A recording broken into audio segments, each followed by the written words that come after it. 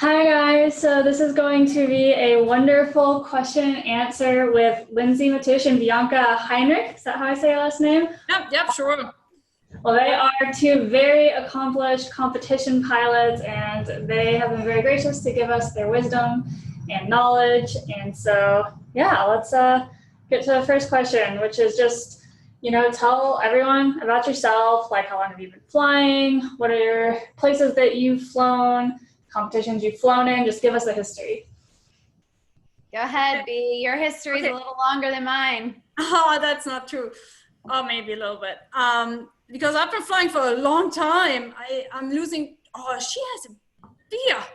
Yeah, I decided it was happy hour time. No, it is happy hour time. Cheers. I just made it home in time from work, actually. So anyway, I've been flying for about 20 something years by now. I lose track. I got my license in 1996 back in Germany. I started flying at the coast because I'm from Hamburg in Germany, and that's totally flat. There are no mountains there, but we have coastal sites. So I actually learned flying at the coast, and then I moved to the States in 2000, and since then I'm flying in the US basically most of my time. So yeah, I've actually started competition flying quite late. I was always, really happy to just fly in one place. Like when I launched from one side, I just wanted airtime. So typically when I was in the beginning trying to go cross country, I was always on the ground after 20 minutes. And then I decided, this sucks. I'm just gonna fly forever, where I know how to fly, and I practiced a lot of thermaling and stuff. So I was actually flying sometimes for 3-4 hours at the same spot. But I was completely happy with that. I only started competition flying, I think, seriously in 2015. Okay, 4 years ago. Yeah, not that long ago, really. 4 or 5 years ago. I did like a couple before that, but then took a long break. It was always work and stuff like that. But I got really serious about 4 years ago, actually. 4 or 5 years ago, I think. And have been flying competitions mainly in the US, but then I also did Mexico, Spain, like at Ager basically, or Ager, however you pronounce it, that little tiny town there. Brazil, I did 2 competitions in Brazil, actually PWCs recently, and now, like Europe, I haven't flown actually a lot of competitions. I think just the Aja one, and then now I just came back from the World Championships in Macedonia. So yeah, but I started flying the competitions in the US, like the Red Race, which is now the Epicate Open, and Cheyenne, and we had a competition in the Owens Valley once. One of the nationals was there, and yeah, I think that's pretty much it. So Awesome. Yeah. And just getting back from Macedonia, this is the first time that a woman's been on the U.S. World Team in how long? Since 2011, actually. So I think that's pretty exciting. I think all of us took a lot of pride in you being there, B. Yeah, Melanie Pfister was our last lady on the team in 2011. So since then, they kind of raised the qualification requirements quite a bit, so that it was really difficult to qualify. You have to be in the top 500 pilots in the world with the FAI rankings to qualify. So it's not that easy, but it's totally doable. So totally doable. Congratulations. Yeah. So I have to say the competition was highly competitive. So I ended up not doing that well, but that was okay. It was great to be on the team. Awesome. What about you, Lindsay? Tell us about your flying career. I started flying when I was a kid. My dad was a hang glider pilot. So my childhood was spent, he was such a flight addict. So every weekend. Your dad is amazing, by the way. Yeah, he's awesome. He still flies paragliders now. Now I call him when it's going to be good. So I grew up flying tandem with him from the time I was 7, and loved it. I distinctly remember actually the first woman that I ever saw that was a pilot Her name was Chris. She was this, at least in my mind, she was just this like beautiful Asian angel. She had this like, little black fleck in her eye. And I just remember seeing her and thinking, oh, women can do this too, because I had only ever seen men. To this day, I have looked for her. So if any of you out there know an Asian female hang glider pilot named Chris, I want to thank her for inspiring me to get in the sport when I was a little 7-year-old girl. But then I started in my 20s. So I guess 2006 it was. One of my dad's old hang gliding buddies was getting married in the Owens Valley, and I'd always wanted to learn to fly. And so at the time, we thought, oh, well, we should get our P2s and then we can go fly the Owens, which now I know is kind of a hilarious idea. But we did get some sled runs. And I flew just like pretty inconsistently from 06 to 08. I was traveling to fly and learn, and I actually got my P2, I think, in France. And then I quit flying for 5 years because I moved back to St. Louis, Missouri, and there weren't any pilots here. And it's flat, so you need pilots here. And then in 2014, actually in Villa Grove, Larry Smith, Larry, Tiff, if you're there, I love you both. I've known them my whole life. They were hosting one of the Colorado fly-ins, and I brought my gear, and I got off a mountain again for the first time in 5 years. And I was like, oh my gosh, I missed this. And something just kind of snapped in my brain.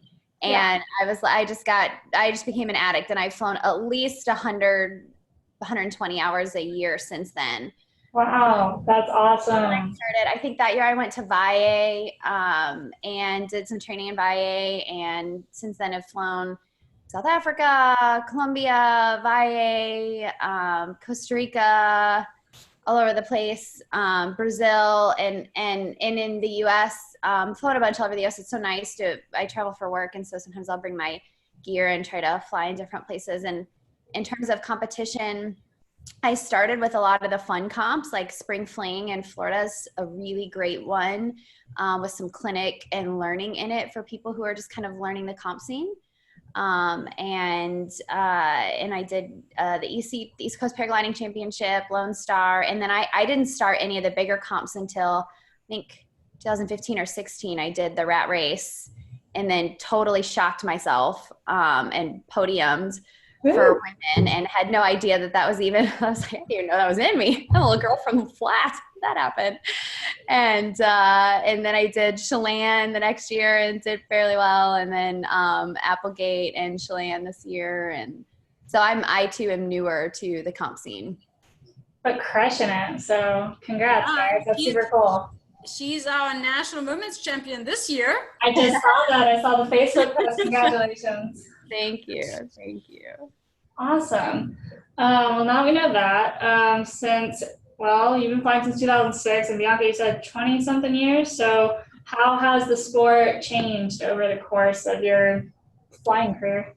So I think mostly what has changed are the wings. So when I started, the wings were really not that good in performance, especially the lower wings. And I think the industry really made an effort to get, all of them actually, the A's, the B's, the C's, all of them to a level that to me is absolutely astonishing. When I started, the little wings, the lower wings wouldn't really go anywhere really, which is maybe why always when I try to go XC, I ended up on the ground so much. Nowadays it seems to me that even the beginner pilots have such a good chance to make it somewhere. I see this with our beginner pilots here in the area. They all go cross country now. They're P2s, and all they want to do is go cross country. Maybe in the early days it just wasn't really in the cards because the wings were just really not that good compared to nowadays, at least. I remember when I was flying in Valle de Bravo, I was just trying to go over to Pignon. So you launch there, and then the next thing you want to get to is this big kind of rock, so to speak. And it was so hard. Half the time I would end up almost, below tree level there and then had to land. Nowadays, it's easy to get there. So, and not just with my wing, like I fly Ds these days, but even with the Bs and easily with the Cs, they're so good these days. So I think that really did a lot for the sport, that we had huge developments on the wing level, not just also performance, not just performance, but also the safety is much better these days. Awesome. That's what I hear too. Whenever I see the old wings, I don't know if I could be a pioneer in this sport. I really like I like the wings now. What about you, Lindsay? You know, I don't think I have as much to offer to that one, just because I haven't been in it as long. Maybe the only things I could think are the connectivity. I feel like right now it's so easy to, like when I went to South Africa, I was there on business a few years ago, and it was so easy for me to find someone who knew someone who could hook me up with everything I needed to know to fly there. And like a pilot met me by the side of the road and drove me up the mountain and took care of me all weekend so I could fly. And Awesome. and it's just so nice to have that connectivity globally. And even now, like flying sites anywhere I go, I feel like it's pretty easy to figure that out. And there's that paragliding Earth map. You can kind of check out where things are. And I do think, I don't know if this is true, but I think that the prevalence of women in the sport is growing. In fact, at Applegate Open this year, there were like 14 women or something. That was like, or 10 women. It was like more women than. Yeah, I missed this one, but in Chilean we had like also. Chilean, that's what I mean. Yeah. Yeah, it's one. I mean, you know, compared to usual. But I think that's a really good point. I have had so much connection with women just from the social networks. You know, I get text messages or messages or Facebook or something, and everybody just starts chatting and ask questions and stuff. And even yesterday, I got a phone call from Phil, a guy from California, from San Diego, in California. And he would just wanted to exchange ideas about, because he's a very tiny guy, and feels, you know, like us being in a disadvantage with you know, smaller wings. And he was just, you know, and we chatted for half an hour just about, because he was trying to find a wing where he can keep up with his buddies who all are on larger wings and then Enzos and stuff. And he didn't want to fly an Enzo. Also, there's no really good size for us out there necessarily if you don't want to load it all up. So nowadays, I think people are much more open to contact you out of the blue. He just gave me a phone call. I got text messages from a lot of ladies just out of the blue. And I think that's a really good point. The social networking and the openness in the sport is much better these days. And the other point I think I might want to mention is the weather these days, because we have the internet. When I was starting to fly, you had to literally listen to the radio to figure out what the winds were doing at the time. And half the time you would go places and nothing would work out because, you know, you would power wait forever or not fly at all. And it would be very frustrating. Nowadays, it happens very rarely that you go, you know, out flying and you don't fly because the forecasts are so good. The internet has all the stuff available, and it has gotten so much easier to make good decisions, where to go, when to go. So I think that's also progress over the last 20 years that I've seen that was just not there when I started. Yeah, I'm appreciative. I spent a little bit of time traveling last year, and it was in Nepal, which is, yeah, if you've flown in poker, it's super consistent. So I guess you don't really need that much forecasting, but it is nice coming back to the States and just like, there's just, I mean, you can cross-reference like 6 different forecasts at a time and just really get a good idea. So yeah, it's cool. Which also makes it much safer because, you know, let's say it's a really windy day and you go to a place, if you're there, you want to fly, but if you see in the forecast it's going to be super windy, you're like, you know, it's not worth it, you're not going. So in the early days, you would go anyways and maybe fly anyways, even though it's howling, and which was much more, you know, dangerous maybe at the time. So it's also, yeah, and then thunderstorms or something. So it has gotten much more better to forecast these things and to maybe also stay safer. You know, the winds are gonna pick up later on in the afternoon. So if you know these things, you watch out for them, you look for them, and so you see the first signs, and then maybe just like, okay, it's getting windy now, and I know it's gonna go bad, so let's land now, basically, something like that. Yeah. Definitely. We're going to be going over another presentation. I've already done it by now, or maybe after this, we'll be going over weather to teach everyone how to read it. So that'll be great. Well, cool. So next question we have for the newer pilots out there. They ask, if you think back to when you were a new pilot, what advice would you give yourself? And like as a new P2 pilot, feels overwhelming, crazy to think about transitioning from a 4-minute sledder to a cross-country flight. So what advice do you have? Lindsay? So much. Oh, there we go. I don't know. I remember, and maybe because it's not so long for me, but man, I just remember that feeling of like you described, like not wanting to leave because you were afraid if you left, you would go down. And I can just remember this feeling of being so, at first it was like, oh my gosh, those people who are going for those big flights, they just seemed so much better than I could ever be. And it seemed like, you know, what would it take to get there? And then as I started to like put together littler flights, like 10 or 20 mile flights, but then people were putting together 40-mile flights, and I was doing the same thing that they were, I thought, but it just wasn't working. And I, you know, it's easy to get frustrated or to feel intimidated or to feel like it couldn't be you, but it can. That's, I mean, that's kind of the amazing thing is staying in it and time in the saddle. Like somebody told me that early on in my flying career, just time in the saddle, time in the saddle. Dennis Pagan told me, once he was like an uncle to me when I was a kid, and when I started flying, I ran into him, and he said, here's my advice to you, Lindsay. 2 things. 1, read everything you can and take it in, and like put all the knowledge that you can in your head, but then when you fly by your gut. He said, you as a woman have an advantage because you tend, he said, in my experience, women tend to be more just sort of in tune, and a little bit more able to sort of like lead from their gut or feel it, or just be a little bit more of an intuitive pilot.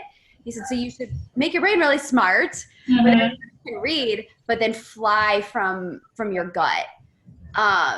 And then he also said the first, or maybe I read an article that he had written, the first year you fly 100 hours, your flying will change. And so then I just started setting those milestones instead of trying to like look at flying as a whole and being like, okay, well, I want to do that. It was like, okay, what can I control, right? I can make choices and put myself in places where I can get hours, and I can learn from people who are better than me. That was another thing that was hard for me at first, was just felt intimidated to fly with people who were so much better than me, because I just felt like embarrassed I couldn't keep up, or like I'd slow them down and they'd feel like they had to stay with me. And that's just crazy. That's just crazy. And just fly with people who are better than you, and just like latch on and hang on as long as you possibly can, and then go land and be super stoked about your flight, and don't worry that they beat you, and go do it again the next day. And I love it. I love it. I'm taking it to heart. Yeah, you just keep up. And I think the other thing I would say, I have a lot of thoughts about this. The other thing I would say is, and this is kind of a motto of my life, is this phrase, nothing to fear, nothing to prove, nothing to hide, and nothing to lose, right? And if you can like live life that way, you win. And if you can fly that way, you win. You know, I think so much of the mental battle for, I think B and I have talked about this a good bit. I think it is a bigger mental battle for women, or we're just more open and honest about the battle. But I think it feels like we are always trying to prove something, or we're all that way. Yeah, it's really true. We always have to prove that we are, you know, as good. So we are under a lot of pressure. Yeah. I feel that way even just when I was learning. I'd always be nervous that like if I mess up, that, you know, if a guy messed up, people would say, oh, just because they're inexperienced. But if I mess up, I'm scared they're going to say, oh, it's because she's a woman. And I don't want that pressure. And totally.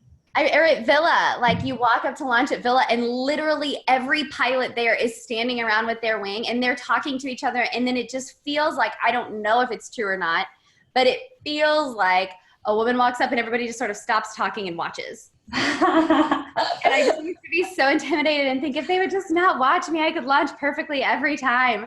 And does everyone hear that at Villa? And the more that I finally got to, it just doesn't matter. We're all on a journey. Who cares what they think? Like, I have literally nothing to prove to myself or anyone else. This is the gift of flight is this amazing gift. We're the luckiest people in the world.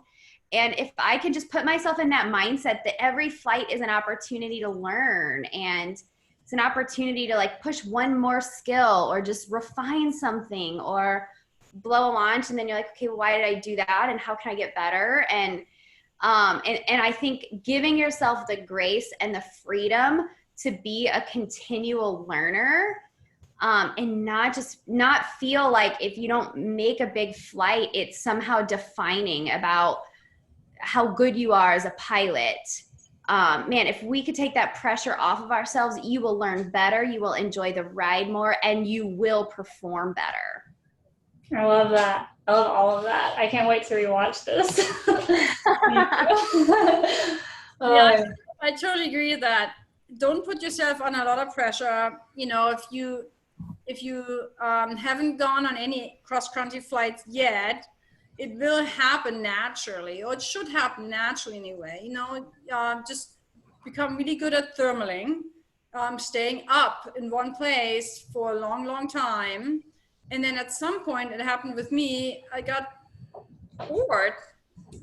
Even though I was doing this for many, many, many years, suddenly I was like, well, I actually want to go somewhere. And then I started to go actually more and more, not necessarily successfully, but as Lindsay says, don't be too frustrated. You got to be frustrated. There's no way around it, but try to have fun still at all times, because this is an amazing thing we do.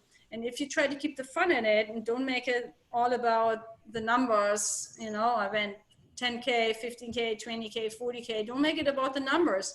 You're like, oh, today I made the decision to leave the mountain. That's already fantastic, right? Oh, today I left the mountain and I got 2 other thermals after that. Amazing. Yeah. Right? When that first happens, you just, wow, I got thermals that I've never seen before because they were in a different place. So it just will grow, just be open to growing and don't be frustrated. That is very important because it will be frustrating. There's no way around it. When you land, you're like, oh. Huntley Badger said in that like whole get frustrating thing, I learned this from him. He said, this year I made a new commitment to myself, or I gave myself a new rule. When I dirt, I give myself until I pack my wing to be frustrated and overanalyze myself and be mad or whatever. And then after that, I'm over it. And I was like, that's fair, right? Because you're going to be frustrated, but time to move on. You know what? When I have that a lot is I'm frustrated when I'm by myself after I landed. And then typically there are strangers who come up or people give you rides. And then it feels so not right to be still upset about things or angry because the people are so nice. They like offer you rides, they offer you a beer, they offer you food, and so a lot of times I'm like, what am I complaining about? Yeah, all these people are so nice. So then I'm really forced to be super happy. Like, there's no way I'm gonna be an angry person with these people around. So yeah, I love that, Lindsay. Yeah, I like that too. The other thing I think is that I was really conscious of, or still am really conscious of, is investing in my own learning, and really putting myself in places where I can learn from people and investing in all aspects of my flying. Like, I don't want to be a one-trick pony that can only fly certain conditions, right? So I invest in like your time and your resources and how you spend it kiting. Become a really great kiter. Like, be the person who can kite. SIV. doing a little bit of acro, that will help you when the shit hits the fan, when you're flying. XC, flying mountains, flying flatlands, comp flying, coastal flying, like all those different types of flying, all add skills to your bag. And I think if you decide early on that you're going to be a well-rounded pilot, it's like all those skills sort of build on each other. And I just was never, I'm just never afraid to be the learner. I'm never afraid to be the one asking questions. And I'm not worried if I look like I don't have the answer, because I don't. And you know, somebody might give me a whole lot of advice and maybe I know 80% of it, but if I gain one new little nugget that improves my flying, that's a great thing. And I think I just have always made it a priority to go follow people who could teach me how to know what they know.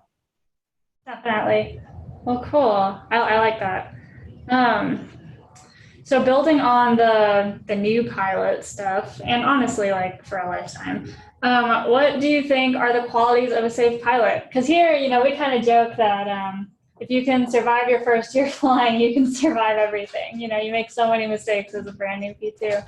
But like, how do you stay safe in this sport for the long haul? And do you have any experiences where you like had a real good lesson? So I like what Lindsay said about the ground handling. Christian Akrochi once said to me, he's like, there are no bad pilots. No, there are no pilots that are bad on the ground and bad in the air. If you're good on the ground, you will be great in the air. But there are pilots who are, you know, they're good in the air, but they're actually really bad on the ground. So if you do a lot of ground handling, you already have a lot of feeling for your wing, your launches, and also landings will be much safer. So because typically most accidents happen when you're close to the ground, when you're launching or landing.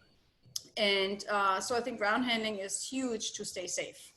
You develop good feeling for the wing, and in these critical phases, when you're close to the ground, especially when you take off, you're going to be much, much, much safer. The other thing is just learn how to make your own calls, learn how to make your own decisions, like make your own judgments. You're on launch, is it too windy to fly? Some people might be launching. That doesn't mean it's good for you. But these decisions, like decision-making processes, you need to make your own decisions as the pilot. Nobody can make these decisions for yourself, you know, especially also when you're in the air.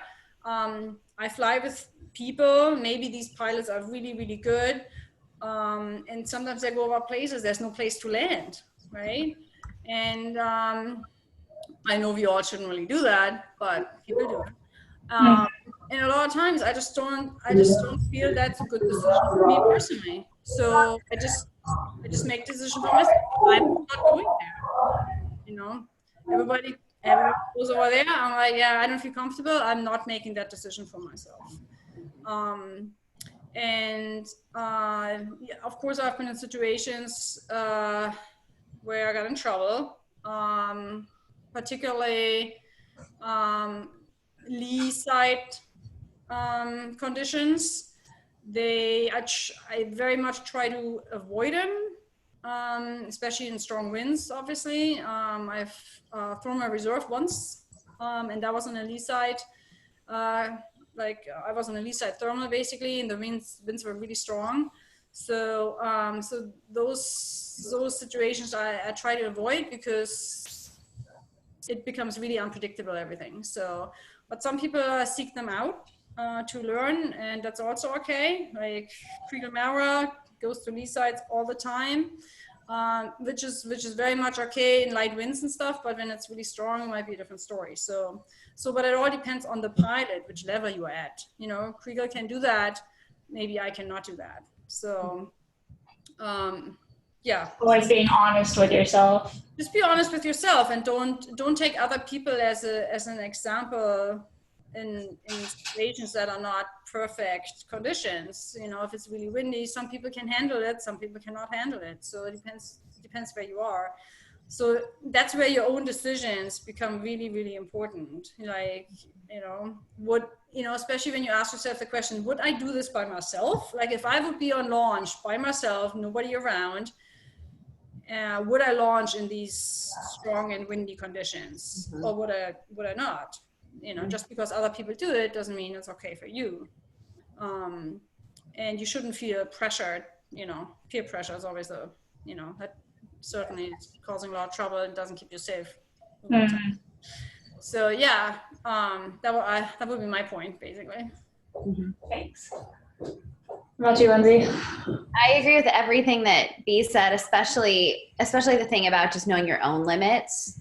And I've had to be really honest with myself both ways, because if anything, especially early on, but still sometimes today, I underestimate my ability, and I'll be like, oh, I don't think I can do that, and someone with a lot less experience just nail it, and I'm like, oh, I can do that, so it's a lot of just kind of cultivating that awareness of your own ability. And I think for newer pilots, like a lot of times you don't have that judgment yet, right, of can I not. And so being with flying people around you where you kind of know what their abilities are, and people who are a little bit more seasoned who can help you make some of those choices is super wise. And one thing I did early on was start carrying around a little wind meter. Because when I noticed this thing that, like, if I was in a field and I kite a ton, we have big parks that we kite in here and it's flat. So, if you can't tow, what else are you going to do? And so I realized, like, I could handle really strong winds with my paraglider if I was in a field, but then I'd be on a mountain and I realized, like, if I got a little nervous, like I'd feel my heart rate accelerate, it'd be launch time, and I'd be like, it would intimidate me. And then I started wondering, am I intimidated because the wind is actually too strong for me? Or is it just like there's a whole bunch of pilots here, it's a mountain launch, which I don't get to do all the time, it's whatever. And so I started carrying around a wind meter so I could know, oh, I can handle winds between this range and this range, right? This gets dicey. And that's obviously like, the average wind level and then the gust factor, taking all that into account. But I would start, then I'd pull that out on launch and I'd say, okay, what am I experiencing here? What am I seeing? And how much control can I have over that? So just building that awareness of what your tolerance range is and what you can actually handle to have an accurate awareness of what you can do is a really important thing. Another thing I like to do on launch, just some practical tips. I tried to write out some things before today, like what would be like really practical tips. And one thing is on launch, I like to have a watch and I time the cycles. Okay. So I like to see, like, okay, so do you have like a really big, strong cycle coming every 5 minutes and then little ones in between? Because you don't really want to get caught off guard, with big cycles coming through. And a lot, like, they tend to kind of set up somewhat predictably. And so if you can watch that, then you're taking back sort of the control of that launch environment, because you're taking all the information that the day can give you and then making smart choices to pick a really great launch window. Because as B said, the times you're most at risk are when you're near the ground, right? Which is launching and landing, except for in Colorado and your big cloud flying. So I think that's definitely one thing. Another thing is like paying attention internally to like what's happening for me today. Where am I at? Did I get enough sleep last night? Am I super tired? And am I really stressed? Am I distracted? Am I thinking about work? Like, what is fighting for my mind share that isn't what's in front of me? And if you're not in a good spot, no matter how much you'd love to have that flight, just being aware that you might have to pull those limits back a little bit. And also thinking a little bit, I think one of the biggest places that any pilot I know, and women get into is when you have a little too much on the line. When you really, really, really want that low save, and the choice is like, is it going to take you back into a place where there's no LZs? Or are you riding some like dicey thermal in the lee side just because you really want to get out of there, instead of doing the safe thing and pushing out into the flats and hoping you pick something up. In fact, at the Nationals, I think it was the Applegate Open this year. I was in, this is a great example of this working for me.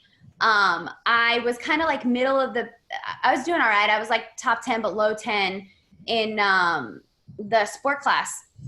And we had this long flight and a ton of us were kind of getting low on this ridge. And it was so trashy. And everybody was just scratching on this ridge. And then they were trying to hook these thermals and it was just so trafficky. And I was like, man, these people are crazy. Like, I'm out of here. And all these dudes around me pushed back into these like little canyony things. And I was like, fuck it, I'm out. And so I pushed out into the flats and I was like, I know that. And either I'm going to have a happy landing and it'll be fine. And I got to see a new part of the valley and I'll be really frustrated while I pack up my wing and then I'll go home and drink beer, or I'm going to get out of here. And I caught this thermal that was so strong that I skied out. I leapfrogged 3 different groups that were crawling out. And I finished first for sport class that day it was the biggest task of the competition there. Nice. And it was totally because I made the safe call and then I had the skill to navigate what I could find in the flats, because flying thermals in the flats is different than in the mountains. So it's like piecing a couple of those things together, right? Invest in your flying, know how to fly different terrain, and then be willing to make the safe call, especially if you make the safe call early enough to still be able to get out of there. And to maybe have enough altitude to catch what you caught. If you make that call really, really late, you might be so low that, you're just going to land anywhere. But if you make the safe call maybe earlier, you have a good chance of catching something. Totally. What else on safety, B? You have to have a few more thoughts on like safety and just like being safe, like practical examples. I do like what you said about the SIVs. So so way back, I was actually more into kind of acrobatic flying than I was into cross-country flying. I just had a lot of fun with that, and I did a ton of SIVs at the time, like 1 a year or something. Kristen Croce and Angela O'Connor, and I have to say, it just got me so comfortable with my wing that obviously also makes me a safer pilot. When you recognize what's happening and you don't overreact. Yes. So, because stuff will happen. If you fly a lot, stuff will happen. But if you recognize what is happening, is the wing shooting forward? Am I stalling one side? Do I have to put my hands up? Do I actually have to break it because it's shooting? Yeah. So and I always think it's almost more important to not to overreact, to really like bury the hands or something like that, than to do nothing almost. Mm-hmm. But because the wings are so good these days too. But doing SIVs, I think, is, even as a beginner, people are like, oh, I'm just a P2. I'm like, so what? Yeah. I did my first one when I was a P1. Yeah. And what? You already signed off? Yeah.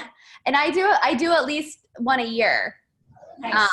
I couldn't agree with you more. It's so much better when it reduces the panic too, because you recognize what's happening and then you're going to make smarter choices. It's so important. It's the first thing I do if I get a new wing. It's so important. Super important. Yeah. Nice. The other thing I think about, go ahead. It's expensive, but it's so worth the money. So worth it. Yeah. Yeah. Sorry. I was gonna say, I've heard people even give the advice too that, like, if you're on, say, like a low V wing and you're like, oh, should I get the high V? Should I get a C wing? But you haven't like done a bunch of SIV, or you haven't just traveled to like go explore a new place. Like, your money is better used getting better on the SIV than just like going and spending a couple grand on a new piece of gear. Like, really get dialed on the SIV, really get dialed on your thermal tactics before moving up.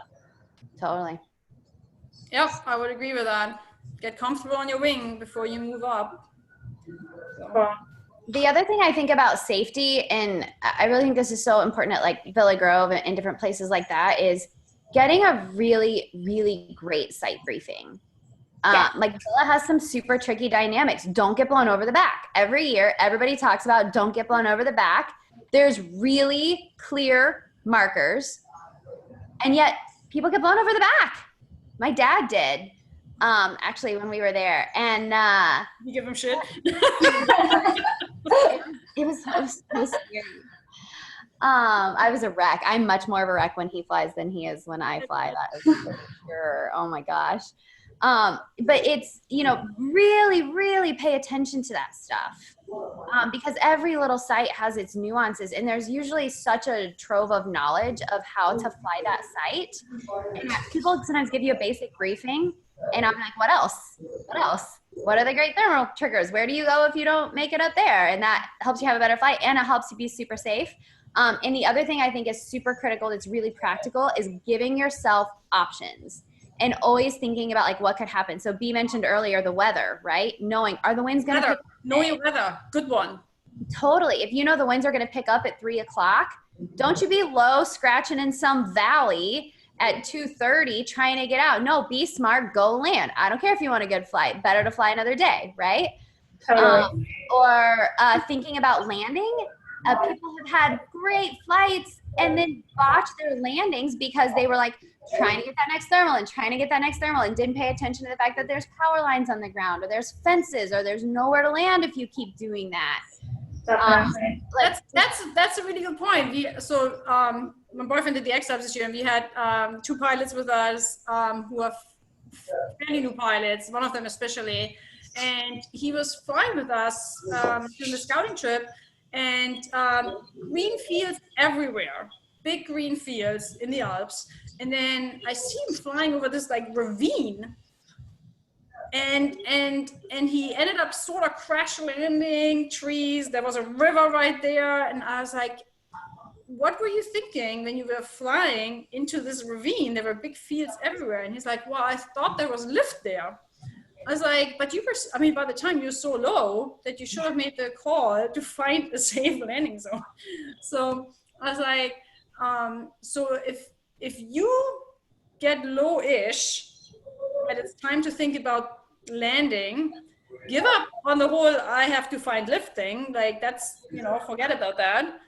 Go Find ahead. a safe place to land. Like you have to switch gears basically. I switch gears basically. I'm like, okay, try to find a thermal, try to find lift.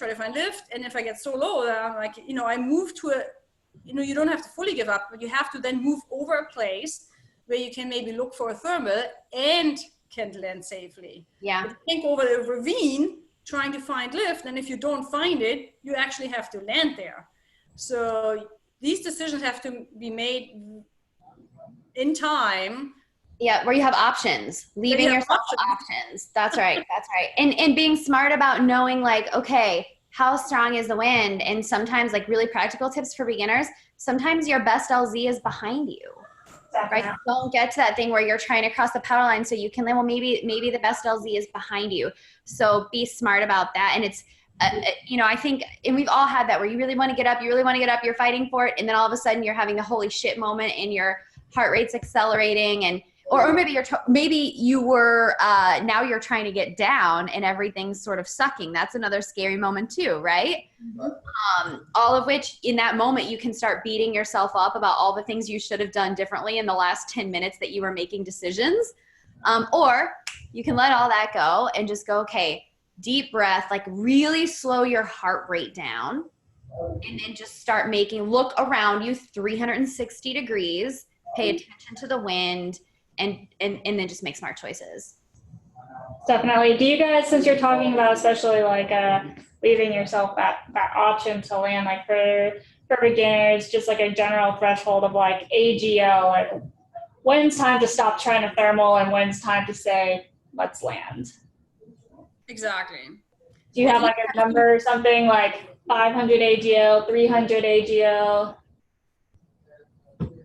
Less. It depends on the terrain. If it's all flat and there are green fields everywhere where you can land, you can keep looking. But if you're over a place where the high trees, you gotta move. You gotta make, okay, I gotta go over a place where I can land safely. If you find something on the way or over that field, totally different. That's great.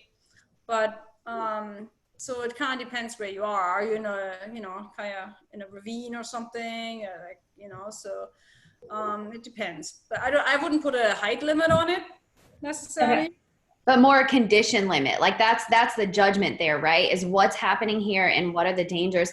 You know, another, I think, really practical and important safety tip is remembering, thinking about drift over gain.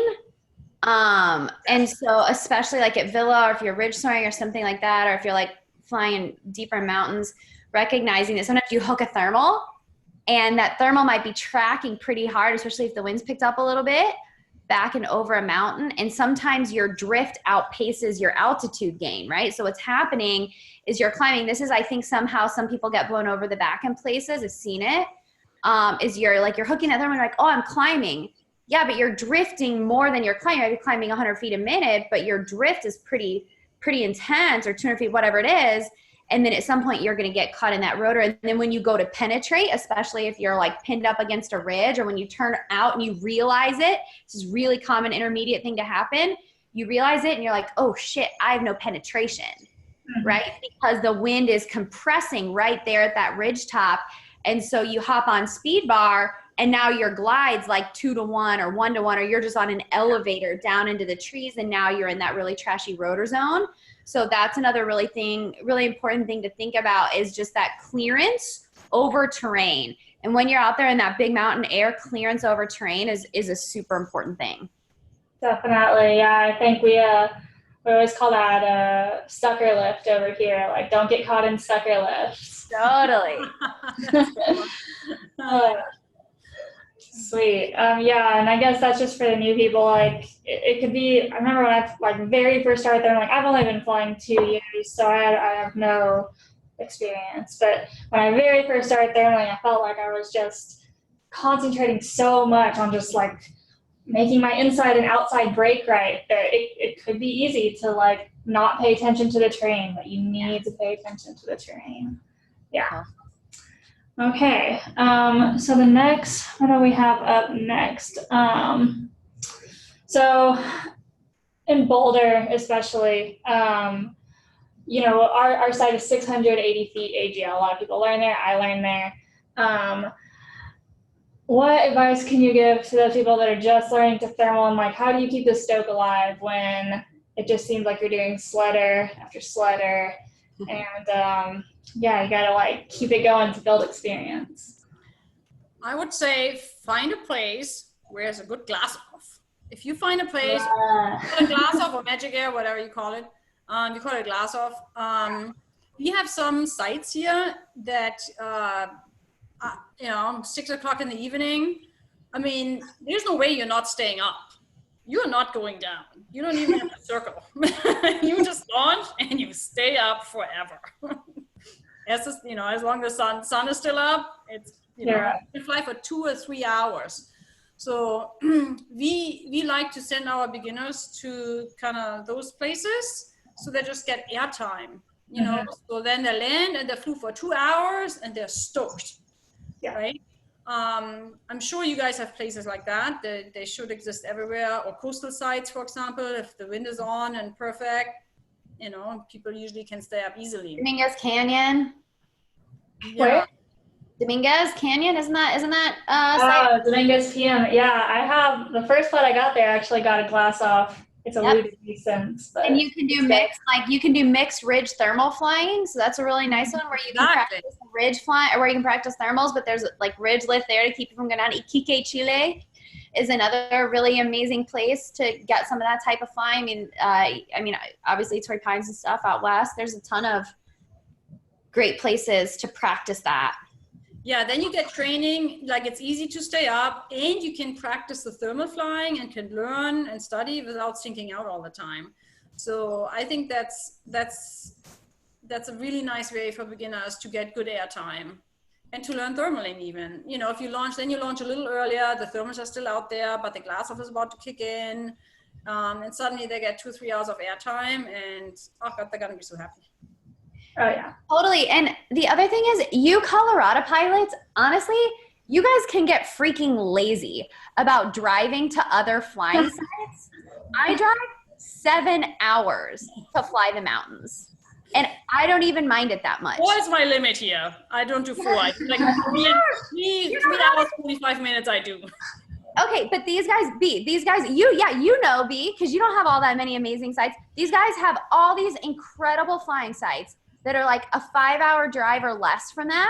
And if you get really good at watching the weather and seeing what's working, you need to like be aware of all these incredible places to fly in different conditions, and then go camp for a weekend in the most beautiful part of the world. Exactly. And go fly all these amazing sites that are easier and better than freaking Boulder. I heard Boulder is hard. I've never flown in Boulder, but I heard it's hard. I have heard it's really hard. I also have never flown there. It's we call it a P1, P4 site because you learn there, and it's great for training for sledders. It's a perfect environment like that. Like, there's a beautiful grassy soccer field on a like 1-to-1 glide in front of you. But because it's like so shallow, because it's only 680 feet, you really just have 1, maybe 2 chances to catch a pretty narrow thermal, and it takes a bit of magic, a bit of luck, and a lot of knowledge to get up there. But once you do, like, we've got a good crew there that are starting to, really put it together. And so we'll talk about that too later, some like Boulder thermal techniques. Well, we have nothing to offer you there. I'll try to offer some knowledge and maybe glean some from Will. He's got some good flights out of there. That's a great pilot right there. Will has a lot to offer. Oh yeah. That keeping the stoke up, that's probably another thing, is realizing, because I think that was your specific question, how do you keep the stoke up? Like, there are so many pilots who, it's so easy to just be frustrated, right? But people get good when they stick with it and they get time in the saddle. In fact, Cedar Wright, who I think is one of you, Boulder peeps, he's such a good example. I remember when that guy started flying, he was a self-admitted shit show. And he would be like, I don't know what the hell I'm doing. And I used to, the first couple of years I flew with Cedar, I would beat him in just about every task. And he just stuck with it and stuck with it and stuck with it and flew with amazing pilots and invested in his flying. He flew, I think, over 400 hours in the last year, and he crushed the Nationals so hard this year. He's impossible to keep up with. Not only is he an amazing human that I have a tremendous amount of respect for, but he's such a good example of what can happen when you just stay with it and get hours. He was doing the Monaco, I think it was 2 years ago, and he was so frustrated because he said to me, Bianca, I didn't make a single waypoint after the start in the entire competition. And I said, Cedar, just stick with it. It's gonna get better. Yep. This year, I mean, he just got a new wing. He got this M7. La Machina, the machine. And on several tasks, he was in goal way ahead of me. I'm just, Cedar, what happened? I can't even keep up with you anymore. Yeah, it's just like time in the saddle and flying with great pilots and investing in his own flying. Plus he did a ton of SIV. He's done over 100 stalls now at this point. So another just great example of all that. Wow, this guy is just all the time in the world. Well, now I'm going to have to message him right now and tell him he has to come to Villa so he can hear all this praise in person. Also, Cedar, my favorite Cedar story, as long as we're on Cedar, is that he flew by me in a thermal one time when we were in Colombia and started bleeding like a sheep. What? I kept hearing this noise and he was like, bah! Cedar Wright is bleeding at me in a thermal. And maybe it's a coping mechanism. Oh, Lord. Okay. Okay, so this one I definitely really want to know. Is one of my questions. How do you walk the line between pushing yourself and then, like how we said, being honest with your abilities? Because like you were kind of alluding to, Lindsay, like I'm a chronic underestimator. No matter what distance I fly, I'm kind of always like, shocked to even get above the rigid boulder. I'm always shocked when I get up still, and I do it all the time, but every time it's still like, oh, can I do this? Even if I have previous experience doing it. But I also don't want to get myself into trouble. And I know like you start getting close to 300 hours or just starting to tiptoe into intermediate zone. So it's like, I don't want to get hurt, but I want to get good. What do I do? I think we all have the same. I'm not sure if that's a woman thing. I have it still, and I definitely had it. I hear this a lot, and I just see there's some difference with the guys all the time. It's almost like I say to myself, I hope I can do that, or I hope I will have, a good flight. I hope I will make it to goal. And I know this from my boyfriend, for example. He's always like, of course I'm going to make it to goal, basically. Yeah. So that attitude, or of course we're going to go. Yeah. And then, we talk about flying. He's like, of course, we're going to go here, and then we're going to go, and then we're going to go over this ridge. And then I'm like, I don't even think that way. I'm always thinking, oh, that would be nice, and let's try. But I'm never convinced I'm going to actually make it. I feel that, yeah. I'm not sure if that's a girl's thing or just like us, but it's a mindset. So I think the mindset is huge. Important. I personally have to probably work on it a lot. To just be, and sometimes I have it. It depends on the day. Maybe what Lindsay said about the sleep. If you're really like on and you slept well, and you're fit, you feel great. Maybe that changes the mind, or I'll be like, I totally can do that. Of course I will do that.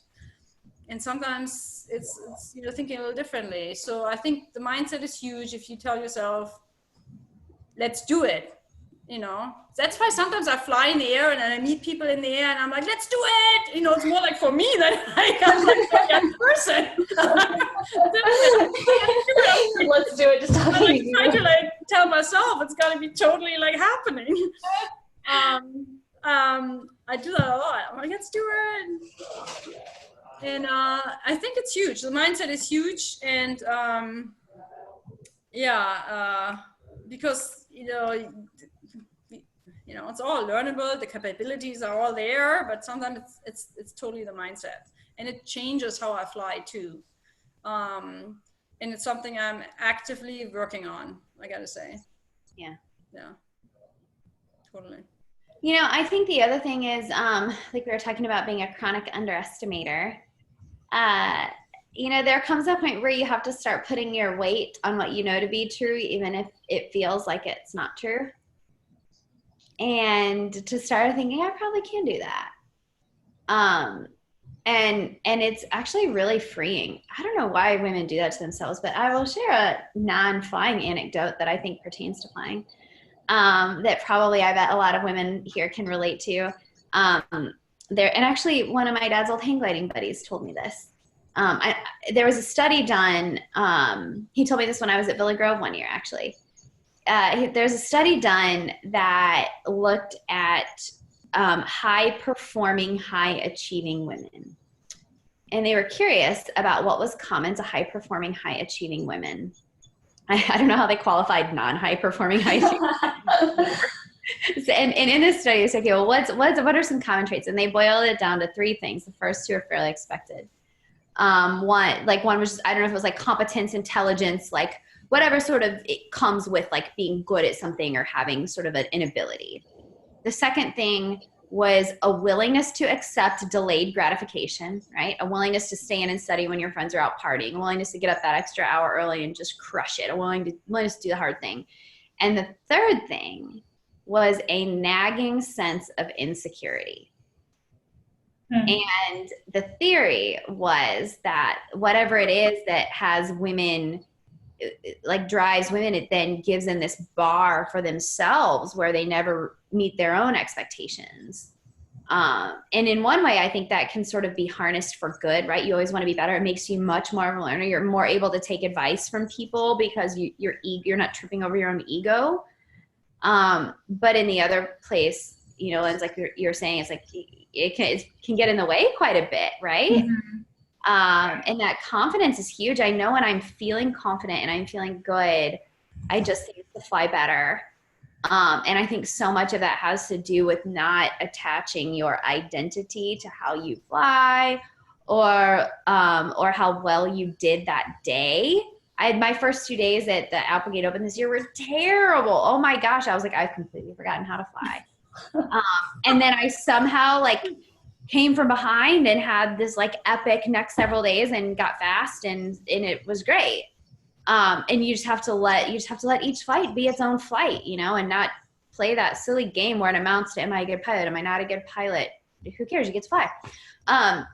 And the other thing I think is honestly just training and putting yourself in places where you can coach and learn from other people. Dave Prentice has like coached me a ton. I just call him my coach. And he is so good. So I started going down to Valle Bravo with him. And one of the things I think Dave is best at is flying with you in the air and helping P2s become B3s, become P4s. And I was like, I just want to know how you think. Right. So we would go to Valle where you can just fly like the house thermal knob forever. And he would coach me, be like, Lindsay, you're falling out of the front of that thermal. Lindsay, you tighten up your turns. Lindsay, you need this. Or we'd go on cross country flights together. And I would say, hey, why are you making this choice? Why are you leaving now? And how do you know, should you go to that cloud? Is that cloud forming or dying? And should I go to that cloud or should I go, which is like crosswind, or should I just go downwind where I see that brown field that might be heating something with a tree line behind it? And being able to fly with people who can share what they're thinking. And I think is really helpful. And that can be just a really big confidence booster then that helps you be willing to like reach for that next level of flying. Yeah, super good point. Coaches, if you find people that either fly with you voluntarily or you go out and take trips with really experienced pilots that kind of stick with you. I did way back. I went to the Dolomites with Kelly Farina once, and that's when I kind of started to get better at XC flying. And he was like, "Girl, thermaling, great. But when you were trying to go from here, why did you keep going? You have to stop once in a while to actually try to, you know, if you find a good place where there is a thermal, you have to stop and get high." And I was like, well, I couldn't find anything. He's like, well, there's, you can't just keep going. You're going to be on the ground, basically, he said. And that stuck with me so much.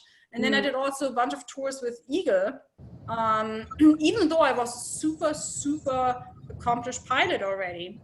And flying with coaches or instructors or, that just look at your flying. Yeah. Look at your flying right then and there and tell you, this is what you did wrong. This is what you could have done better. They stick with you and they go with you and they tell you so many good things. I don't think I would be the cross-country pilot I am today without having done these coaches. These trips with instructors and coaches and all of that, basically.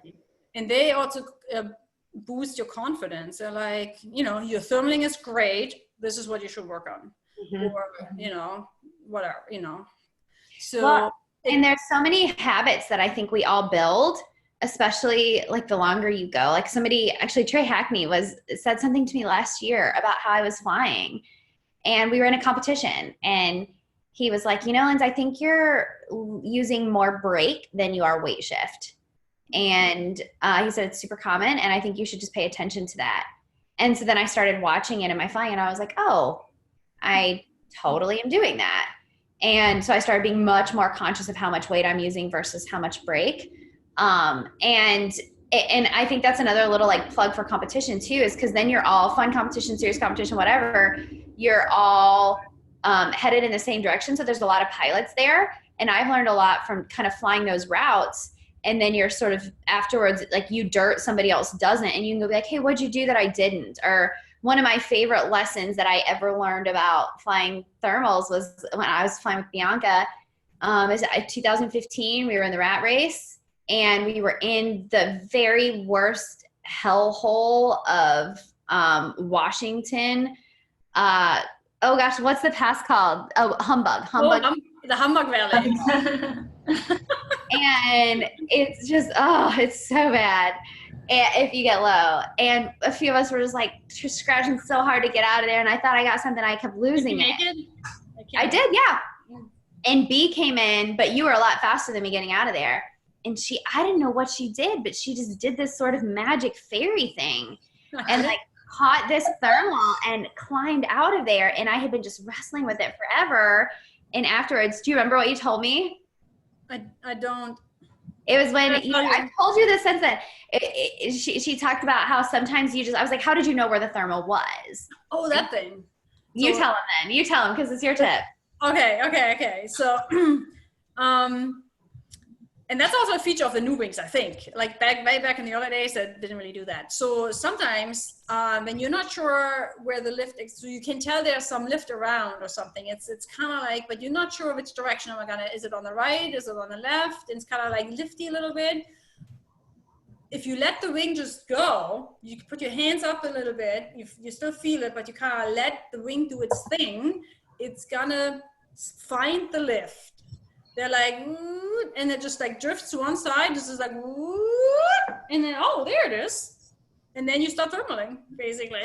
Like, oh, great, thanks for finding it. So the wings are so tuned these days that they just kind of get sucked into the lift. They're like, biting sort of into the lift. Mm-hmm. And if you just let the wing kind of like do its thing, you just let it go a little bit and be like, okay, yeah, find it for me. Because I have no idea where it is. It's like, you do it, and they're like, and then they'll just like, go and find it. And I'm like, oh, there it is, great.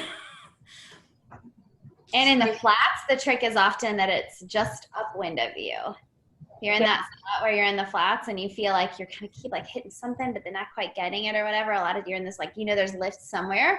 A lot of times it's upwind, and that's the trick, is to turn just directly into the wind and kind of keep pushing, and you like get like these little lift kind of bubbles, almost like you're like sort of stair stepping up, and then it's up there. And that being able to fly the flats is a really valuable skill. People always make fun of me for being a flyland pilot, but there's competitions. You go to Chelan, you got some serious flats to traverse there.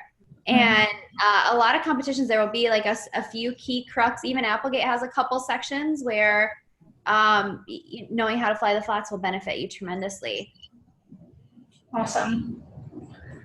Thanks. I like the tips. I have this question. I don't know if it's there, but any brilliant ideas besides diapers for XC flying?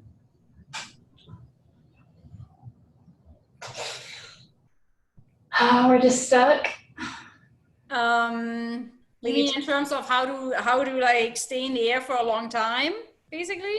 Sure, tips like that would be great too. I think, as far as I know, I think diapers are the only option. But yeah, drink regularly and have some snacks with you. Though I'm very bad at that. I'm always so concentrated on the flying. I'm really bad at eating, basically. But it's a good thing. So if you take a little granola bar or something, little thing that can keep your, it depends on the person. I can go without food for a long time, but I know people whose blood sugar drops quite quickly when they don't eat more often. So if you're one of these people who kind of needs to kind of snack here and there to kind of keep going and to have your brain functioning, definitely pack some snacks, and also make sure you're not dehydrated. That come the diapers in, basically. Lindsay and I have it all worked out, the diapers. Do you have one handy, B? If not, I'll go get mine. I do, I gotta get it. Hold on. Yeah, I do have one. Hold on. We've spent a lot of time trying to figure out the best diaper brands. Well, that's the next best thing. Depends are not very reliable. And Okay. what you just said about being dehydrated is actually a really big deal. Like that is a huge thing. Like taking care of yourself so that, there it is, Molly Care. What is it? Or no, these are Aberform. Aberform. So these are, I'm gonna hold this up. These are my real big ones. Aberform, is this upside down? No, you got it. Set up, it's good. So these are real big ones. Lindsay has also thinner ones that, you know, but they're huge basically. But man, you can literally pee all day in those. Super sexy. I They swear. look great. Sometimes I fly and I'm like, I don't know if this is gonna hold it. And then I unpack it. I was like, oh, great. It's all good. I'll try. You had these leaking on you once, right? In Chile? Only the small. I had the medium small, and yours are medium, right? Yes. Yeah, the mediums are the way to go for sure. Yep. I mean, they're really bulky, and it doesn't, like, I usually put them It's so bulky, man. It looks ridiculous. I usually just bring a little jacket and tie it around my waist when I get out of the exactly. potty. Yeah. Yeah, and actually, here's the trick. There's actually a trick if you haven't started. I would just say, like, wear diapers. And what they said about not being dehydrated is a really big deal. You want to fly well. There's actually some study done of sailplane pilots, and they found out that, like, when they looked at the injury records, that the highest percentage of injuries were due to dehydration. Why do you get dehydrated? Because you don't drink water. Why do you not drink water? Because you don't want to pee. Right? So just make that not an option. The first time I started flying in diapers after a 6.5 hour flight where I had to land because I was like, I had to pee. And your bladder can burst if you have a really hard landing and it's full. And if you are like, you just have to drink water when you fly. It keeps your mind lucid. So especially if something big happens in the air, you're like really present. And it keeps you from getting headaches. So I really discipline myself to drink when I'm in the air. Nick Grease actually said one time, every single time he finishes a climb, he takes a big, huge sip of water. It's almost like a reward for, like, I finished that climb, and just tries to, like, keep himself hydrated. I try to finish my Camelback while I'm flying. I never succeed, but I try to consciously drink a lot, but you can't do that if you can't pee. And so here's also a little, like, just trick rhythm I figured out. If you put your diaper on, and literally one of our friends had trouble putting her diaper on when we were in Chelan. And I think, so I'm just going to tell you, and you decide if it's helpful or not. I think the easiest thing is you have to, like, hold it up in the back with the tabs in the back, and then back up, like, you have to kind of, like, waddle back up against the door of the porta potty or wherever you are. And then you could just, like, hold it with your booty against the door. And that really helps. Cause then you can like hold it up, right? And then you can pull it up and you can get it as tight as you want, and like and you feel like a child or a grandmother or anything but a super hot, super cool paragliding pilot. But it's the thing to do. Except the only trick there is, if you do that method, you have to make sure to lock the porta potty door. I will leave that. Did you fall out once? I almost did. Like, I like waddled back up against it, and I leaned against it, and the door started to open. You know, there's always like lines there of boys. Well, there's no lines with the girls, and I was like, I'm gonna fall out of here, like, ass open, with my diaper on the ground. Oh, that's great. And never live it down. I did not. I hurled myself against the back of the porta potty to keep from. Yeah. No, it's totally worth the trouble, though, I have to say, because I've had so many flights where I had to land just because I had to pee, especially places that are colder. Like Hawaii gets kind of chilly when you get high. Like, if I reach a certain altitude and a certain temperature, I gotta pee. Okay. Like, it just happens. And it's actually like, you kind of get that altitude and you have to pee, and then you go lower again. It's like fine. And as soon as I get back to that altitude, I gotta pee. And if you put your underwear on over the top of them, and then carry a little plastic bag in your, I always get an extra little, like, plastic bag from the grocery store or something in the front pack of your glider, then you don't have to wear your diaper all the way home. You put a plastic bag. Yeah. Then you land, you just take it off, you put it in the plastic bag, and then you just, like, you can pack it up and stuff, and you can get rid of it later or something. But it's such a peace of mind. It's just, for me, it's a peace of mind these days. And I have to say, some girls have a problem peeing in them. Annika, for example, she said she had to train herself. She had to actually, like, ride in the truck with the diapers on. She put a towel underneath it just in case she wasn't trusting it. And she said that's how she trained herself, like driving and then peeing in a sitting position with the diapers on, because I don't have that problem, but some girls, they just can't do it, even though they have to pee, but they can't pee into the diaper. So you might have to train yourself to actually make that happen. So totally. And do you wear them or do you not? Somebody once told me, dress for the flight you want to have. Yes. Way rather be taking off a diaper that I didn't use than deciding if I'm going to pee my pants or land in the middle of an awesome flight. Yeah, and these are pretty cheap. I mean, I think they're $20 for 14. I mean, it's not too bad, like $1 something. And it happened to me the other day. The cloud base was so low. We were here in Vermont. Cloud base was just a little bit above the mountain. And I was like, well, that's going to probably be a short flight anyways. But it was such a good unstable day. We went over the back onto the flats, and there were clouds everywhere. And we flew for 4 hours. And I had put my diaper on, and I was like, thank God I put this thing on, because, yeah, it would have been a nightmare otherwise. Mm-hmm. Because sometimes you think it's going to be a short flight, but then it isn't. I mean, if I really know it's a short flight, I'm not putting it on. But and I have sometimes different versions, like the not so thick ones and stuff like that. But it's so much fun to like not have to think about it. It's like, yeah. Otherwise, I don't have anything else for the cross country one. How do you like any tips and tricks for staying in the air? Oh, sun lotion. Oh, the 4-hour flight. I had the diaper, but I forgot to put the sun lotion on. It was terrible. I landed. I thought you looked pretty tan, B. You do look pretty tan. I was so burnt. I was like, probably because I thought it was going to be a short flight, so I didn't really like worry about it. And then 4 hours later, I was like, oh God. That I've also learned when I had my first like longer than 3-hour flights. I hate wearing glasses. I've never done it, but I finally like had to convert to wearing sunglasses because just that wind in your eyes, like it would get to the point where I was like blinking like a maniac. Contact lenses. I actually, in Macedonia, there was so much sun there, and the flights were, long, that I was actually, and we flew like 10 tasks, basically. It was a long competition. I was actually thinking, maybe I should get a full face helmet again that has a visor to protect me better from the sun, because it's also very draining to get a lot of sun exposure. So if you're out all day in the sun, it might drain you a lot. So definitely sun lotion, maybe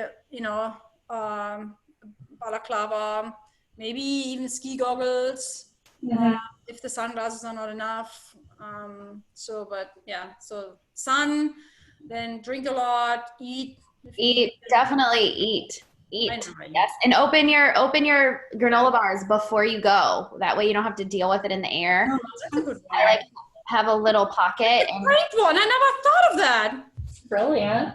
That's brilliant.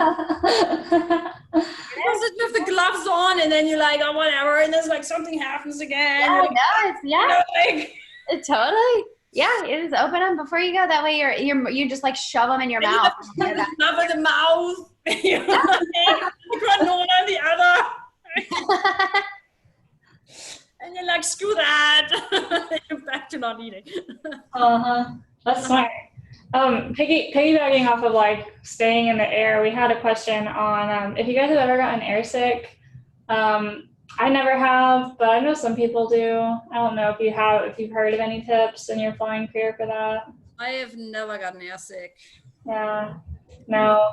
Maybe we can have either, but I know someone who did. A couple people, and I just met this guy, Michael Vergala, at Chelan, and he told me that for the first like maybe 3 years of his flying career, he got airsick every time he flew thermals.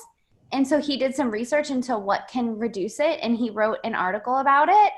And I had him send it to me for my friend who gets airsick. And if anybody wants it, like I suspect that whoever wrote that question gets airsick. And so I would be happy to send you what Michael sent me. If you want to Facebook message me, I'll send you what he said.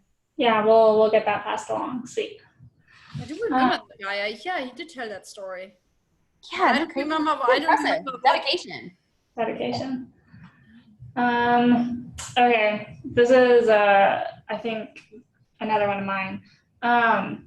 So I fly a XXS Chili for it's 21.3 meter wing.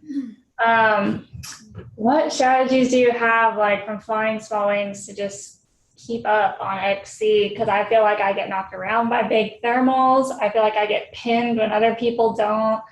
And I feel like every glide, it's like this. I'm sorry to tell you that, but you are screwed. Yeah. In terms of at least the keeping up, it might be tough. As I said, Phil just called me from San Diego yesterday, and he's like, Bianca, do you have any advice? And I was like, he had the same experience. With a small wing, it is hard to keep up. There just is a difference. There was some discussion about it, and I was like, no, I totally think there's a difference. Definitely. They're usually fast. So the smaller wings are usually fast. I mean, they're usually, if you're loaded on them, they're usually fast, but they're definitely not as good in the performance, basically. But Lindsay, where are you at on your weight range? I'm right at the top. I mean, it's a 55 to 75 usually if I carry water. I'm like 72 to 73. You're small. Yeah, it's small, but I mean, I look at that and I just look at my future. Like I want this wing for a while, but I look at maybe if I ever do want to fly like a sea glider, the sexy M whatever it is at that point, then I'm gonna need to like ballast a lot. I know that women probably do at competitions too. You just have to add all this ballast, and I don't know. I know it's probably reality, but get high, stay high. That's what I've heard, and gotta fly smarter. So what the competition pilots are doing to keep up. I mean, we have a lady now that is super, super good, Meryl Defrier. She's French, if I can speak that name correctly. She flies an Enzo 3, small, and the small goes up to 105 kilos, and she's basically, she's basically like my size or something, and she flies it at 100 kilos. But she must be, for me to get to 100, like I'm now getting to about 89 with a heavy harness and 2 reserves and 2 kilos of water. I would have to carry another at least, like 10 kilos basically. And the thing is that these competition pilots, they do it because you have to. There's no other way. So if you are a small person and you want to keep up with everybody else, you got to fly the right wing, which means not a much smaller version than everybody else is flying. And you got to ballast up. Mm-hmm. It's just what they do. Patty, for example, Patty Garcia de Letona, a good friend of mine and probably also of Lindsay. She is flying in Valle de Bravo a lot. I mean, she lives there. She weighs 50 kilos. Little. He's super tiny. Kilos. She now wears a lead belt basically with does she really? Yeah, but not like the heavy lead, like the like granules or something. You know what you have for weightlifting, you can put around your legs and stuff, that stuff. She has a belt she's putting around her belly, basically. When she launched in Macedonia, she launched last every day because she just couldn't like carry the stuff for a long time and stand in line to even be able to fly the smallest wing there is, basically, which went from 80 to 95 or 85 to 95, but definitely 95. So it's just a little tougher for smaller pilots. So you either ballast up a lot and you can keep up and fly a bigger wing, or you just have to fly a little bit more efficient and smarter and just hang in there, basically. So that's kind of my opinion. Like I was flying the small Zeno in Macedonia, and and they were like 140 Enzos basically, and I could not keep up with anybody. And the other Xenos that were there, they were all larger. So yeah, it's tough. I just read in the new XC mag that Bruce Goldsmith's competition, you know, they did that kind of like weight class competition. Yeah, which is a new idea, or not new, but. Yeah, well, he said, you know, there was a lot that they learned, but also so much to learn still, that, you know, a heavy pilot still won, small pilots still got pinned on the tasks, but he had the idea of maybe in competitions like altering the turn radius or the waypoint radius based on weight class. That was his next new idea of the competition, so who knows where it's going to go with that, but yeah. You know, when I bought my last wing, I could either choose between the extra small or the small, and I'm on a Sigma 10, it's a C-wing, and I chose the small and ballast up over lightweight in the extra small. There's a woman who flies, she's Norwegian, she flies in by every year from the Norwegian crew, and she's a great pilot, and she said she got sick of carrying ballast, so she just got super lightweight gear and decided she didn't mind being slower. I would rather keep up. So, and what I have been told and what I think is true is if you want to keep up and you want to push it or you want to compete and you can go for that, you're kind of on the brink and you can ballast up. If that's important to you, then that's probably the move. I carry, so let's see, I can't remember. My weight range, I think, is 75 to 88 is ideal kilos. And I can get to about 85 right now. And I have 2 reserves. Reserve is more useful ballast than water. Useful ballast. And I carry 5 liters of ballast under my seat and 3 in my back, which I drink. That's how you do it. I don't even carry that much.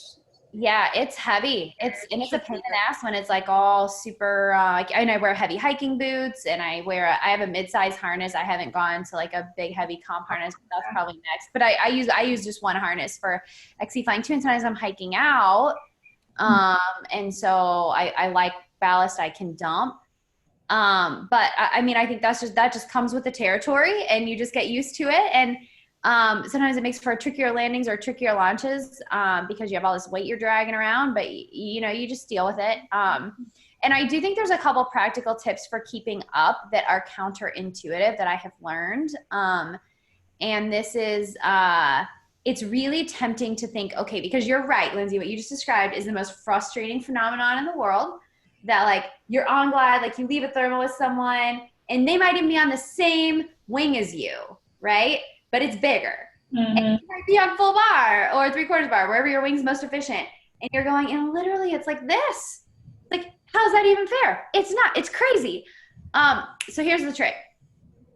That whatever's in your brain, this is a trick for flying faster and it's a trick for keeping up, whether you're on the same glider or a slower glider, you can't take those extra few turns to try to say like, I'm going to milk this lift for all it's worth. I'm going to let them leave and I need more altitude because I will get there lower than them, right? It's obviously all like situation dependent, but it behooves you to leave early or to leave before them or leave as soon as the lift gets light, right? Because you have to work the strongest, best part of the day. So you actually have to be more efficient at your flying than the person who has a weight advantage. And so if you wait and you're the last one to leave and that person's going to fly faster than you, the separation begins, right? You get to that next thermal, you're below behind. You know, they're going to leave sooner, so they're going to get the best meat of the next thermal, right? By the time you get there, you're even a little bit further behind and a little bit slower. The separation begins, you just lose them. And so the trick is like either the second they leave, you leave, or a little bit before then.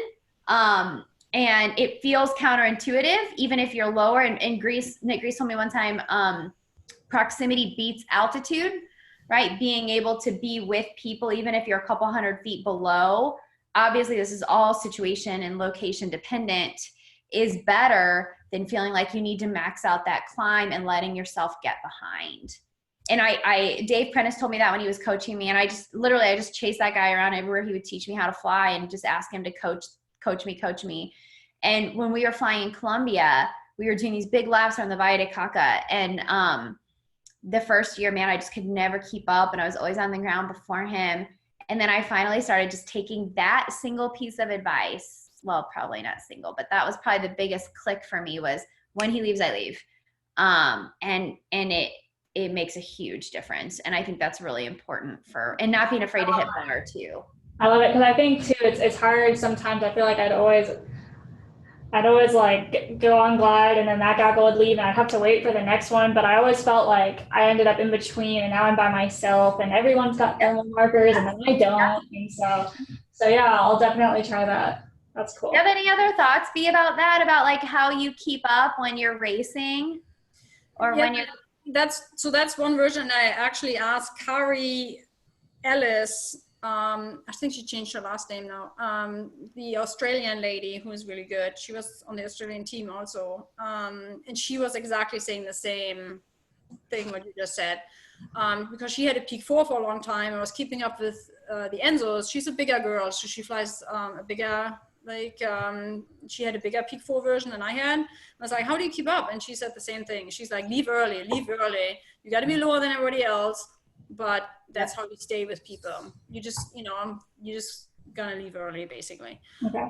And you got to be okay with being lower, which sometimes you can't let that mentally get you. Yeah. Sometimes gets, yeah, exactly. It's kind of like, can go wrong, but and the other thing is I just try to fly kind of like, more efficient. You got to be really, if you are an efficient thermaler, you can make up a lot of time. Mm-hmm. If don't be satisfied if the thermal is not the most efficient part you can be in. I always make an effort to find and search for the best part of it until I know that's the core. A lot of times people are like, yeah, that's good enough, that's pretty good. But if you are less efficient anyways, you got to be more efficient other ways. So you got to thermal more efficiently, for example. It saves you a lot of time. So I always try to find if it's like, diddly, no, not it, that's it. And then you stay there, suddenly everybody joins you, but you're already on top of it, and then you might even want to leave first. And, and so, in the competition, I'm never the first, so there are always going to be people in front of me. So, so I leave first that gaggle or that thermal, and then I see other people going up already again, and you just kind of make it there and try to do the same thing. So I try to be very efficient how I fly, maybe take some shortcuts. Okay, people like, I'm like, oh, there's I go a little shortcut or something if you can. So that's kind of how I try to do it. You should talk about that a little bit more, about how you kind of fight for and find the best part of the core. Because in all of my flying with you, I think that is one of the things that you're better at than like most people I've ever flown with. You really have this knack for being like, all right, where is it and how do I core it? Like it's kind of wild. Is it? Yeah, I think it's experience mostly. It's experience. No, it's not just experience. You also have a real talent for being like, okay, where is it? Like, talk about what you're doing. Talk about what you're doing when you're there and you're like, all right, I'm fighting for it. There's clearly something here, but where is it? How do I find the core? That's interesting. Yeah, a lot of people have told me this. Kelly Farina has told me this. Yeah. Farmer has told me this in Colombia. That Matush told you this? Matush apparently told me that. Actually, Eduardo has told me this too. He's like, you're thermaling very, very efficiently. Maybe it's because I always have tried to kind of like somehow make up for, being slower or having a smaller wing. But I'm never like satisfied when it's not totally smooth and perfect. Also, I like when a thermal is like you're right in the middle. Man, you can just like it's just satisfying. It's so comfortable and satisfying. It is, it's out there, right? There's a perfect piece of air out there, and you just gotta find it, which is a problem. So I guess I just in every turn I just correct, and if I know it's not the right piece, I actually sometimes move out a little bit further, and maybe it's more upwind, and I just try to find it. It's just I'm not satisfied until, except if you're like graveling on the ground and, you know, you kind of have to save your butt. Hang on for dear life. You have to like take whatever's there and you just deal with it. And then when you hire, you can find the nicer piece. Mm-hmm.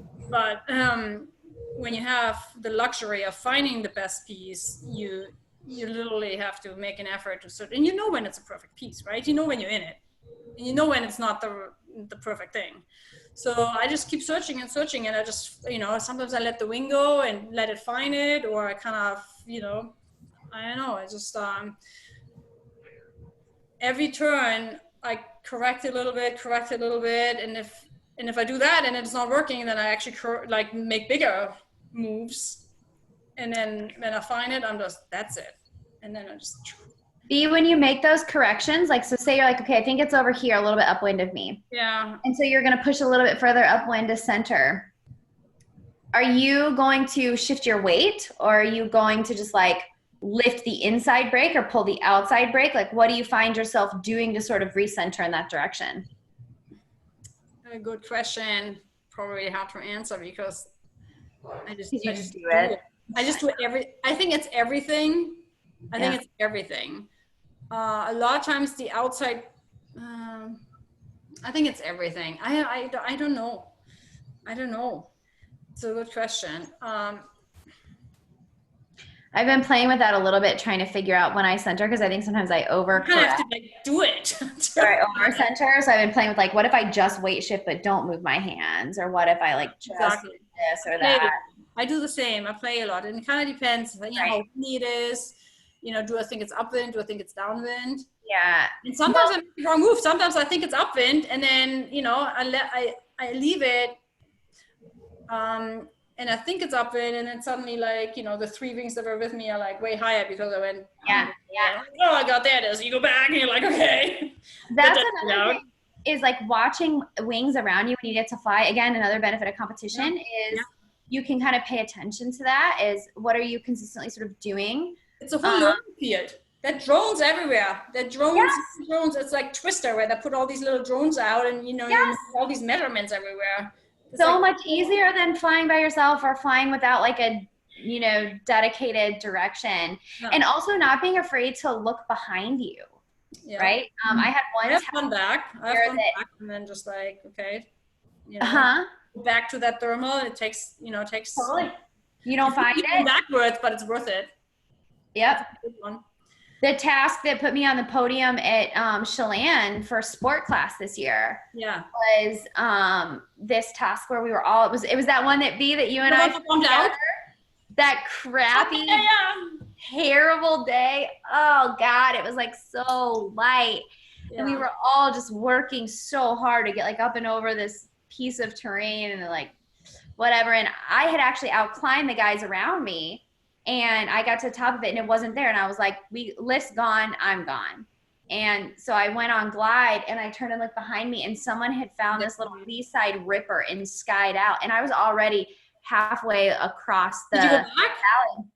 I went back. I was like, there's guaranteed lift. And I had seen a couple, so that's the thing, watching everyone, I had seen a couple people ahead of me go that direction and they didn't find anything. So I had good reason to believe I would struggle if I continued there and the wind wasn't too super strong. And so I pushed back and skied out and he was showing it was like really strong, right? You could tell by his bank angle that he was, it was a really great thermal, but that's a really important thing. And I think you said something that I think is important, and that's watching the day. Every day is different and every day is going to tell you a story. And you also talked about gears, like what gear are you in? Yeah. This is basic XC theory, but as you're sort of learning to fly and you're learning to piece thermals together better, you're usually consistently going to fall out of them on the downwind or the upwind side. And if you kind of pay attention to that, then that can help you each time core the next one a little bit more efficiently. I'm not a big fan of just like watching your instrument all the time, because then you miss some of the most telling cues in the sky, like the birds or the trash. I actually almost don't do that a lot. I do that on glides, but not. What do you watch? Your instrument? Yeah, on glides I do it, not when I thermal. Totally. Actually, I also never use the thermal trackers and stuff like that. Well, that's what I was just gonna say. Is I'm not a huge fan of watching your instrument. It's very useful. So But when you lose a thermal, you can look at that thermal tracker. And it doesn't work for me all the time. I'm sure people are better using a thermal tracker than me, but I will look at it and be like, oh, okay, I think it might be up and I'll go back into the path where it was. And I've had a few flights where that really saved me and helped me then learn what I had done wrong, which is often either it's downwind of me or it's upwind of me. And then you play that into the pattern of the day, right? And actually on that same note, pattern of the day, what time of day is it, right? If you're early in your flight, like 11 o'clock or 10 o'clock or whatever, you can expect thermals to be a little bit lighter, but then there you hit this like magic moment when the day is just on. And to the point of being efficient as a small pilot, you don't stop for sucker lift, right? If you know, you don't stop for sucker lift. If you know there's 4 meters per second out there, or light lift, happen in 2 meters per second, yeah, right? Or you're not going to bomb out, obviously, but yep, totally. And so it's like finding those gears. What's the day doing right now, and how do I fly this part of the day? Yeah, I think for the thermaling is basically don't be satisfied with something that you know is not the best lift, I guess. So if you just have this thing, it's not it, this is not it, no, that's it, that's where it is. And I always look around. Like, you know, maybe somebody has a better piece. You watch, you know, if you fly in a Gagger, it's so cool to see, like, you can map it out and you're like, oh, that person has a better, yeah. Those guys down under me are always getting it better. And then suddenly you all like narrow in on it, you know, it's like and then everybody is in the same like spot basically.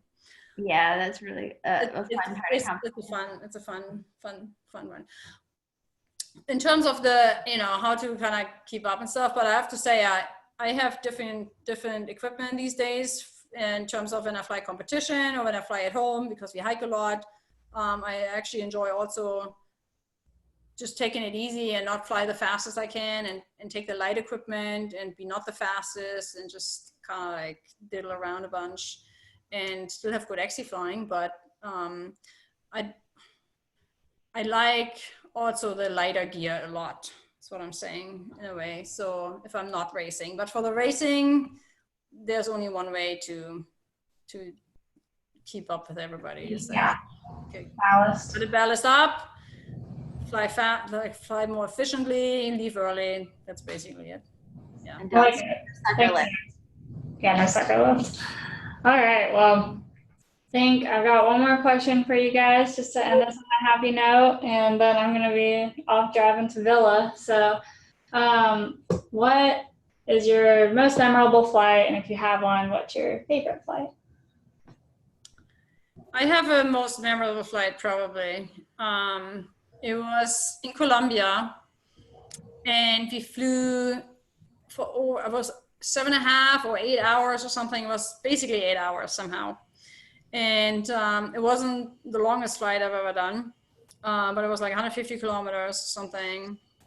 And we were flying in a group, which was why it was specifically memorable, with 3 or 4 pilots basically. It was not a competition, it was just for fun. And we landed at sunset, and we flew over this village and decided to land in a soccer field. And suddenly, because it was not in the usual flying area, so 150 kilometers away from Molanillo, basically, so people were not so much used to having paragliders come in and land. Literally, they were like, the whole village came out and ran into the soccer field. People jumped on motorbikes to come, and there were hundreds of people. I'm telling you, hundreds of people in the soccer field. I was the second or third person to land. When I came in, I was scared to like hurt someone because they were all running towards me and there was no space.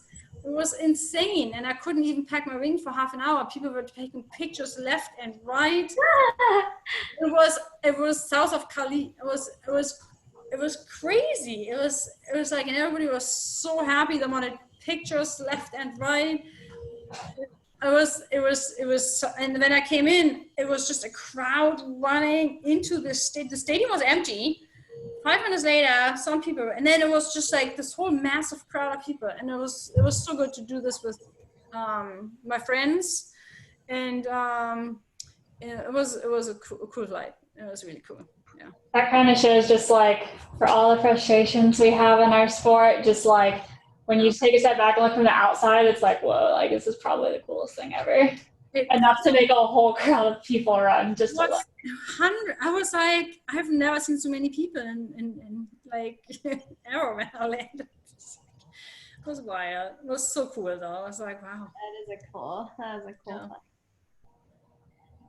I think for me, probably my favorite flight was I was in the Lone Star XC competition in Texas, and I only had 2 or 3 days of the comp that I could fly. I was just like there over the weekend, and my last day there, actually it was raining, and this is in Texas, where at a time of year where it's famous for great flying. Like it just doesn't rain. Like you usually get like 6 to 7 days of comp flying. And it had been raining terribly. Like the place where we normally launch, there were just like puddles on the ground. And so Dave was doing one of Dave Prentice's competitions, and he's like, all right, you guys, we can stay here. We can wait for maybe better weather tomorrow and wait for it to dry out for a few days, or we can drive to what looks like the driest spot in Texas. So we all drove we drove 4 hours. We were like sleeping. Dave slept on the roof of his van, and like 4 of us slept on the like seats in the middle of it. People found like hotels. We drove around for 2 hours once we got there trying to find a tow road. And it was the driest part of, within driving distance of Texas.